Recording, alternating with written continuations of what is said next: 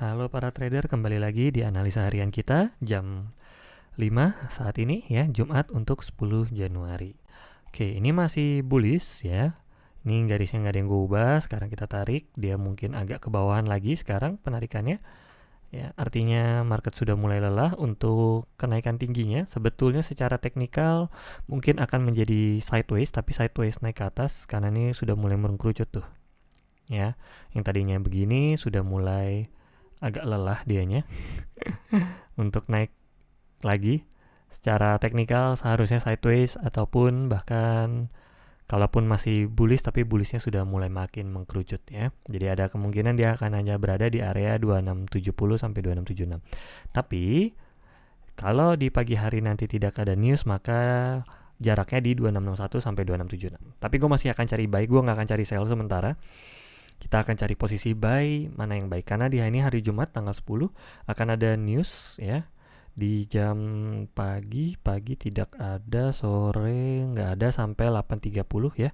Ini dari sore 43 jam 4 tiba-tiba skip sampai ini 10.15 tentatif. Oke. Jadi sampai 8.30 nanti baru ada news pergerakan yang cukup signifikan ya. Sebelum itu mungkin akan menjadi area sideways dari pagi sampai sore hari. Kemungkinannya kita akan cari dia hanya akan naik turun di area-area sini saja di 2661 sampai 2676. Kalaupun ini tembus mungkin di support bawahnya di 2650-an ya. Ini udah bisa dinaikkan sedikit atau mari kita lihat di 4 jamnya. Di 4 jamnya ya. Ini masih kenaikan ya. Dudut. Ya. Berarti di bawahnya ini di 2632 ya kalau di jam 4-nya. Kalau di sininya ya ini tipis doang. Sini 2648, 2652 bisa mantul lagi. Oke. Kita akan lebih cari buy tapi 26450 lah ya kali ya. Lebih strong di sini. Lebih banyak pembalikannya.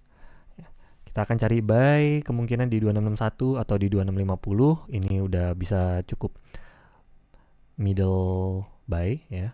Untuk open posisinya di 2661 ini yang lot kecil, nih lot sedangnya, nih lot besarnya udah bisa nih. 2630 tuh kayak sedikit nggak mungkin sampai sore hari ya.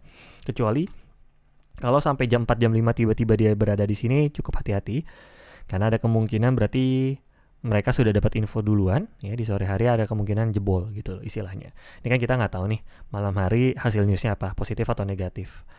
Besar kemungkinan sebenarnya hasilnya adalah positif. Ya, besar kemungkinan newsnya adalah naik ke atas karena akan ada pemotongan suku bunga, maka akan kenaikan besar untuk di gold, terutama juga sedang ada perang antara Rusia dan Ukraina. Kalau perang terjadi maka gold akan naik.